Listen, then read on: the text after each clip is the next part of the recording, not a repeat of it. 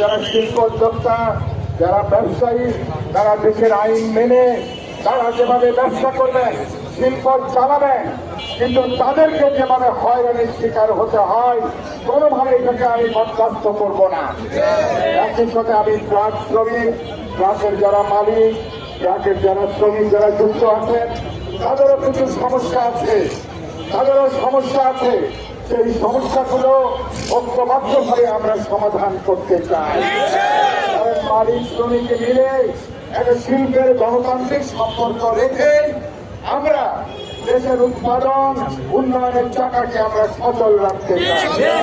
কিন্তু অনেক চাঁদাবাজ রাজনীতির ছত্র মুখে অনেকে আজকে এই ট্রাক স্ট্যান্ডকেও মহাখালী থেকে কাউরান বাজার পর্যন্ত চাঁদাবাজদের দৌড়াতে, সন্ত্রাসীদের দৌড়াতে অনেকেই আজকে তাদের নাভিশ্বাস উঠেছে। আমি কি সত্য কথা বলছি? থেকে আমাদের ঐক্যবদ্ধ হওয়া দরকার। জনপ্রতিনিধি হওয়ার আগে অনেকের সন্ত্রাস মাস্তানি চাঁদাবাজি সহ্যের সীমা ছাড়াই গেছে। তাহলে এবং আগামী তাহলে এই সমস্যার সমাধান করতে হবে।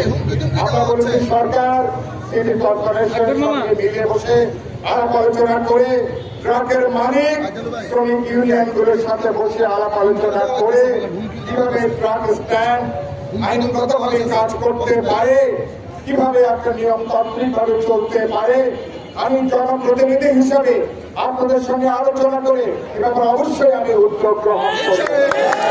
প্রয়োজন বোধে আমি পার্লামেন্টে বিল উত্থাপন করে সরকারের সাথে আলাপ আলোচনা করে আমি এখানে বহুতলা টার্মিনাল মালিকদের